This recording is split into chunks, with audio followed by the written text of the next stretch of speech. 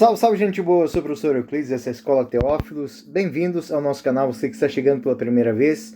Não deixe de se inscrever, deixar o seu gostei e partilhem à vontade com todos os amigos, grupo de estudo bíblico, com a família, grupo de WhatsApp, não tem problema, partilhe para que este nosso estudo bíblico possa chegar cada vez a mais pessoas. E como sempre faço aqui, não deixo de fazer hoje, meu grande agradecimento a todos os nossos amigos, colegas, colaboradores do canal. Você que faz de maneira espontânea, voluntária, anônima, muito obrigado. Hoje nós estamos na 17ª lição e o nosso estudo hoje vai versar sobre a Páscoa da Libertação, mas dentro de uma dinâmica diferente hoje. Hoje nós vamos analisar os textos da Páscoa, os textos do capítulo 12, do capítulo 13 do livro do Êxodo, mas dentro de uma dinâmica da teologia de cada uma das tradições que colaborou para a construção deste belo texto.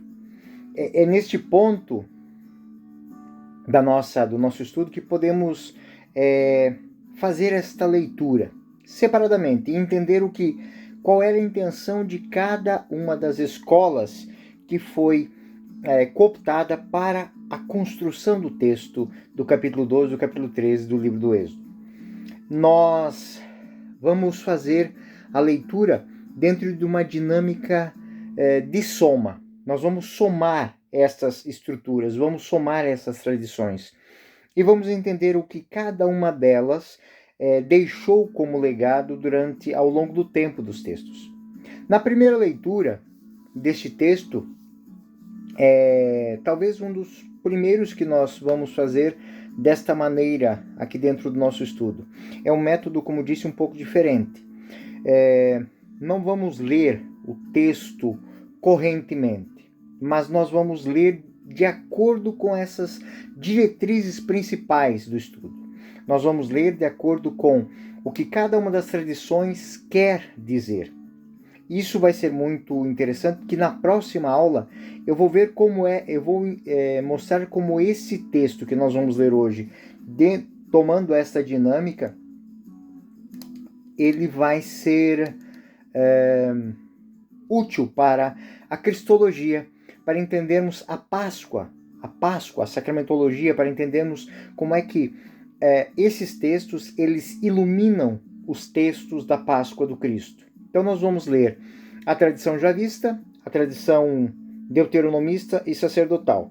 Vamos começar com o texto da tradição javista, que é o mais antigo, por assim dizer, nascido por volta do ano 1000, na época do rei Davi, do rei Salomão. É a tradição mais arcaica, também a mais sintética, mas posso dizer que é a mais viva, a mais eloquente. Acima de tudo, o texto da tradição javista é aquela que mais do que qualquer outra preserva os elementos arcaicos, antigos, que remetem à festa dos pastores. Na noite da lua cheia, como eu falei na última aula, é uma sequência de celebrações. A celebração do deserto, a celebração dos ázimos, a celebração dos pastores, aquela de origem judaica, aquela de origem cananeia. Então, esta cena que nós vamos ler da tradição javista é aquela próxima da festa dos pastores. A festa dos pastores, que era celebrada na lua cheia, com o rito do apotropaico, que servia para afugentar aquele espírito exterminador, o demônio exterminador das tendas dos pastores. Então, é aquele texto onde a comunidade se reunia para, de uma maneira litúrgica, afugentar este mal, pedindo as bênçãos de Deus. Então, o texto javista ele se encontra em Êxodo 11, versículos 4 a 8, Êxodo 12, versículo 21 a 23, versículo 29 a 34, 37 e 42. No capítulo 11, nós temos o primeiro anúncio da intervenção divina. Então, Êxodo 11, 5 e 6. E morrerá todo o primogênito da terra do Egito, desde o do faraó, que deveria sentar-se no seu trono, até o primogênito do escravo, que faz girar a mó, assim como todos os primogênitos dos animais. Haverá em toda a terra do Egito um clamor, tal como nunca houve e nem jamais haverá. Então, nós encontramos nesses refrões são lições da história. Existe um certo exagero, mas que faz parte da tradição javista, que é um gênero literário da epopeia. O primogênito do faraó, começa com ele, chegamos a todos os primogênitos, do maior ao menor, até que todos, inclusive dos animais. Não é uma fotografia da realidade, é uma notícia, é um registro noticioso, é um exagero literário, uma forma literária de enfatizar o caráter deste evento extraordinário. Faz parte dessa tradição.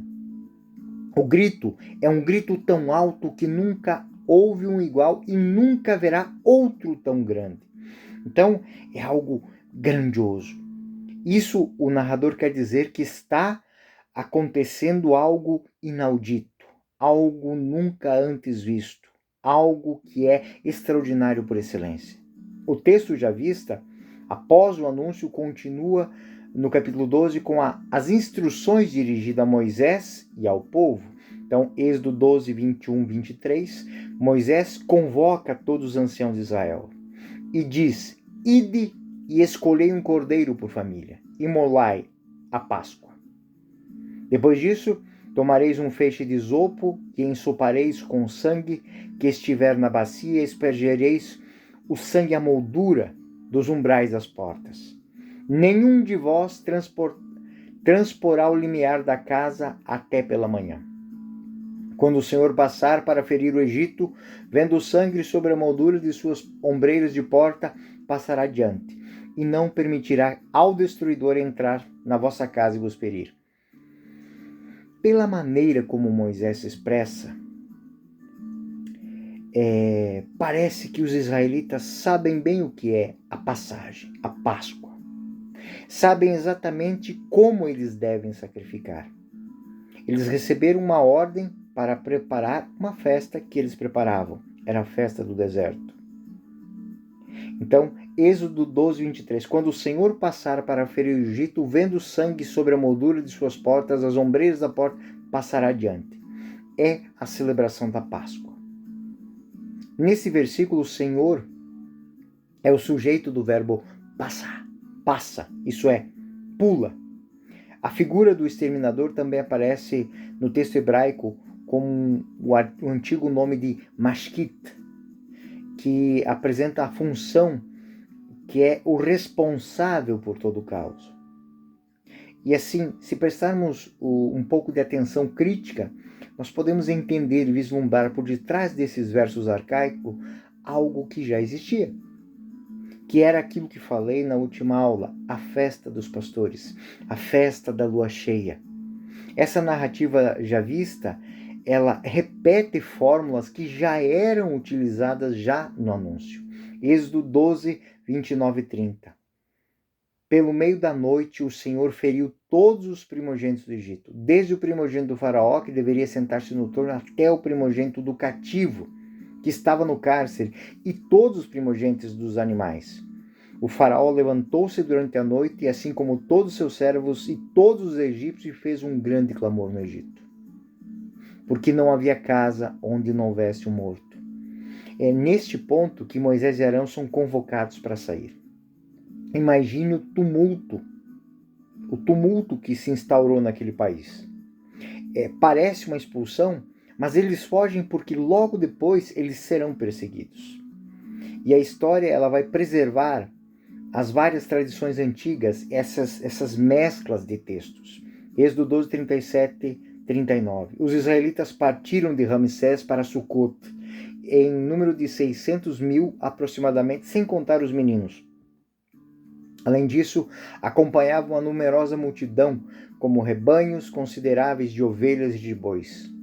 Cozeram pães ázimos da massa que levaram do Egito, pois não se tinha fermentado, porque tinha sido lançado fora do país e não puderam deter-se e nem fazer provisões. É neste ponto que este texto, o texto do Javista, ele relata a partida apressada de Israel. Contudo, isso já faz parte da cena seguinte. A narrativa javista, portanto, ela é essencial por quê? Porque ela não inclui nenhuma regra litúrgica. Ele toma, assim, no sabor mais puro, o que aquela festa representava. O que é mais enfatizado aqui é o fato de quando os egípcios estão sendo feridos, os israelitas estão sendo poupados. E esta é a Páscoa do Senhor. Páscoa aqui no conceito de que o Senhor passou adiante. Não feriu-lhes, feriu apenas os egípcios. Então, essa é a dinâmica. É isso que será celebrado. Então, essa tradição javista também ela se integra com a tradição deuteronomista. A tradição deuteronomista, no que diz respeito à celebração pascal, ela tem 3 unidades catequéticas que se destinam a explicar o significado de vários elementos tradicionais da Páscoa. E o texto deuteronomista se encontra em Êxodo 12, 24 e 27, em Êxodo 13, 3, 10 e o 11, 16. O primeiro ensinamento, ele é um ensinamento a respeito do rito do Cordeiro. Êxodo 12, 24 e 27. Observareis esse costume como instituição perpétua para vossos filhos. Quando tiverdes entrado na terra em que o Senhor vos dará, como prometeu, observareis esse rito. E aí é descrito. Quando tiverdes penetrado a terra que o Senhor vos dará, quando os vossos filhos vos disserem que significa este rito, respondereis: é o sacrifício da Páscoa, em honra do Senhor. Ferindo os egípcios, passou por cima das casas dos israelitas, pulou as casas dos israelitas no Egito e preservou as nossas casas. O povo inclinou-se e prostrou-se. A celebração é claramente a celebração de uma história. Nessa tradição, o verbo pechá aparece como o sujeito do Senhor, para indicar o significado etimológico da palavra Páscoa, ou seja, pular, passar. O Senhor passou. A segunda instituição deuteronomista que é celebrada é a festa dos pães ázimos. Então, a festa do Cordeiro, a festa dos ázimos. Êxodo 13, 3, 8. Moisés disse ao povo: conservareis a memória desse dia em que saísse do Egito, da casa da servidão, porque foi feito pelo poder da mão do Senhor que vos fez sair deste lugar. Não comereis pão fermentado. E no versículo 4. Vós saís hoje do Egito, no mês das espigas. Assim, pois, quando o Senhor houver introduzido na terra dos cananeus, observarás esse rito todo mês. Durante 7 dias comerás pães sem fermento. No 7º dia haverá uma festa em honra do Senhor. Serão comidos pães sem fermento durante 7 dias. Não haverão em tua casa, em toda a extensão do teu território, nem pão fermentado, nem fermento. E explicarás a teu filho: isso é memória do que o Senhor fez quando saí do Egito. O mesmo rito dos pães ázimos é claramente agora tomado de uma maneira historicizada. É ligado à partida do Egito. Então, a última passagem deuteronomista é uma catequese sobre a consagração dos primogênitos. Eu falei que tinha 3, né? O cordeiro, os pães ázimos e a consagração. 13, 11, 15. Quando o Senhor o houver introduzido na terra dos cananeus, como jurou a ti teus pais, e te houver dado a terra, consagrarás o Senhor o primogênito. Mesmo o primogênito dos teus animais, machos serão do Senhor. Entretanto, os resgatarás com um cordeiro todo o primogênito de jumento. Do contrário, lhe quebrarás a nuca todo o primogênito dos homens entre os filhos e resgatarás igualmente. E quanto teu filho te perguntar um dia o que isso significa, dirás: é o é que o Senhor nos tirou do Egito com mão poderosa, da casa da servidão. Então, esta é uma catequese típica e fala desses três elementos fundamentais que foram fundidos e historicizados. Então, o rito do cordeiro, o rito dos pães ázimos e o rito da consagração dos primogênitos. E a terceira fonte dos textos que se encontra aqui é a tradição sacerdotal, aquela que nós chamamos de Priester Codex. Então, o sacerdote, ele escreve, o texto sacerdotal nada mais é que um manual de rúbricas litúrgicas, é como celebrar. E o texto sacerdotal do Priester Codex nós vamos encontrar Êxodo 12, 1, 14, 15, 20, 43, 51 e Êxodo 13, 1, 2. Na primeira parte, é um texto inteiramente sacerdotal, o capítulo 12. É inteiramente sacerdotal. E se percebe isso por causa do estilo de muitas repetições. Chega a ser até monótono. É feito de regras, de comandos, de rúbricas meticulosas, minuciosas. Então, chega a ser atento a datas e tudo mais. As regras da celebração pascal são instituídas aqui, mais ou menos no momento do exílio, onde elas são atribuídas diretamente ao Senhor. Êxodo 12, 1. O Senhor disse a Moisés e Arão. Isso é seguido por informações detalhadas sobre aquilo que a gente diz assim, o período de celebração, a liturgia, as datas, o calendário da festa. Êxodo 12, 3, 12, 2, 3. Este mês será para vós o princípio de todos os meses. Vós o tereis como o primeiro mês do ano. Dizei a toda a Assembleia de Israel, no 10º dia deste mês, cada um de vós tome um cordeiro por família, um cordeiro por causa. E aí, a próxima rúbrica que nós vamos perceber é as qualidades desse cordeiro. Êxodo 12, 3, 5. Dizei a toda a Assembleia, no 10º dia do mês, cada um de vós tome um cordeiro por família, um cordeiro por casa. E aí no versículo 5, um animal sem defeito, macho de 1 ano. Poreis tomar tanto um cordeiro como um cabrito. E aí até mesmo a maneira de preparar esse cordeiro é descrita. A maneira de cozinhar. Êxodo 12, 6, 10. Guardareis até o 14º dia desse mês, ou seja, aparta esse carneiro. Então toda a Assembleia de Israel imolará no crepúsculo. E seu sangue o porão nas ombreiras, nas molduras das portas das casas em que se comerem. Naquela noite comerão a carne assada ao fogo, com pães sem fermentos e ervas amargas.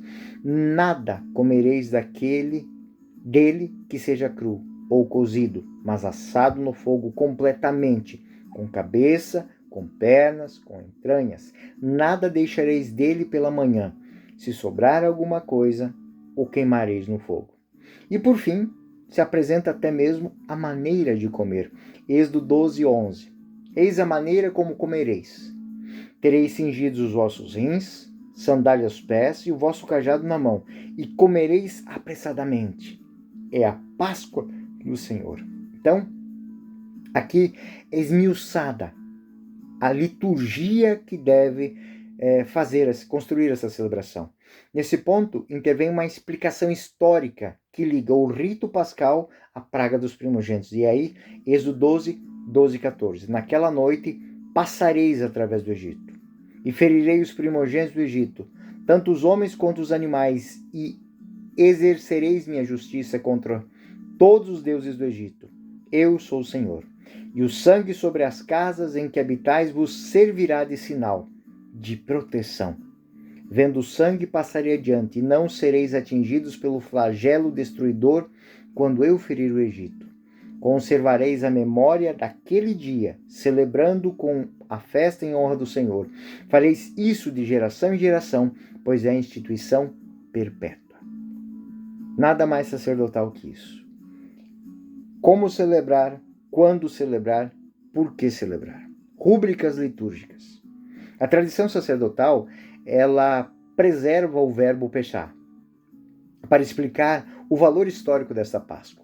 É a história da passagem do Senhor. A comparação com as outras fontes que tem um conceito de memorial que em hebraico é zikaron, é de novo indicado como a festa de um memorial, de uma lembrança, que faz com que este zikaron, ele indica uma atualização autêntica, ou seja, não estamos celebrando apenas a memória. Esta memória é de fato o acontecimento que estamos atualizando. O Código Sacerdotal ele apresenta regras para as semanas dos ázimos também.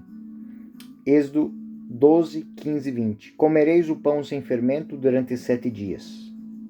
Todo que comer pão fermentado desde o primeiro dia até o 7º dia será expulso de Israel, cortado de Israel. No primeiro dia, assim como no 7º, tereis uma santa assembleia. Durante esses dias não se fará trabalho algum, exceto a preparação da comida para todos. Guardareis a festa dos ázimos, porque naquele dia tirei do Egito os vossos exércitos. Guardareis aquele dia de geração em geração. É uma instituição perpétua. No primeiro mês, desde a tarde do 14º dia do mês até a tarde do 21º dia, comereis pães sem fermento. Então, o interesse deste texto é marcar como se celebra. São rúbricas litúrgicas, são regras canônicas. O terceiro bloco sacerdotal, ele é um típico exemplo da liturgia jurídica, especificada dentro do direito. É o direito de celebrar a Páscoa e quem não tem. Quem vive essa regra tem o direito. Quem não vive não tem. Certamente, não são regras que Deus ditou a Moisés naquela noite, com certeza. Está claro que este sistema literário é escolhido pelo autor sacerdotal para condensar, num relato do acontecimento, todas as normas relativas à consequência desses acontecimentos. Seria como se recontássemos a vida de Jesus, fazendo descrever durante a última ceia o rito da missa. Assim, colocando diretamente na boca de Jesus as regras sobre paramentos, sobre cálices, sobre gestos a serem realizados durante a celebração eucarística. Para entender esse modo de proceder, este narrador sacerdotal, ele traz essas rúbricas como maneiras de fazer com que as pessoas entendam como se celebra. Bom, se nós quiséssemos entender um pouco melhor isso, nós poderíamos fazer o seguinte paralelo. Vamos imaginar os padres do Concílio Vaticano II, quando eles estão propondo a reforma litúrgica. Então, eles acrescentam alguns capítulos do Novo Testamento, atribuindo ao próprio Jesus a formulação de princípios e de normas, determinando essas mudanças que serão feitas no Vaticano II. Claro, os padres do concílio não agiram dessa forma. Embora eles estivessem conscientes de que preservavam fielmente a tradição de Jesus e continuavam a celebrar a Eucaristia, mesmo que as fórmulas e os ritos tivessem mudado. Contudo, os antigos sacerdotes de Israel, por outro lado, eles enfatizavam a fidelidade à tradição, assegurando que esta mudança ela era a continuidade daquilo que Moisés fez. E atribuíram ao próprio Moisés todas as reformas. As reformas litúrgicas foram escritas muito tempo depois pelos sacerdotes, porém na autoridade de Moisés. Ou seja, elas foram sendo amadurecidas, mas naquele momento elas foram compiladas. O último fragmento sacerdotal recorda o contexto da Páscoa, que é a consagração dos primogênitos. E aqui a consagração ela é dita não mais como um memorial histórico, mas como uma regra litúrgica. Êxodo 13, 2. Tu me consagrarás todo primogênito entre os israelitas, tanto de homens e animais. Ele será meu. Ou seja, se coloca na boca de Deus a regra da consagração. E neste ponto fica claro que o texto do Êxodo 12, 13 é, sobretudo, um conjunto de tradições rituais, litúrgicas e jurídicas. Na sua diversidade, todos preservaram a interpretação histórica. Então, regras litúrgicas, regras jurídicas, regras morais, todas elas compiladas, ao sabor da celebração e do memorial de uma história. Ou seja, a festa da Páscoa é a tradição bíblica de um memorial, de uma memória do passado que torna aquele evento antigo presente, verdadeiro, real e atual. E a autoridade de celebrar é dada pelo próprio Moisés. E ele tem este mandato dado pelo próprio Deus. Então a celebração da Páscoa é a celebração da intervenção de Deus na história de um povo que, para lembrar essa intervenção, agrega componentes litúrgicos, morais, jurídicos para fazer memória. E esses componentes é o que vão construir a grande riqueza da celebração da Páscoa, como memorial da passagem de Deus e da libertação concedida ao seu povo. Bom, gente boa, esse é o tema de hoje. Eu sou o professor Euclides, essa é a Escola Teófilos. Até o próximo vídeo. Fiquem com Deus e o Senhor vos guarde.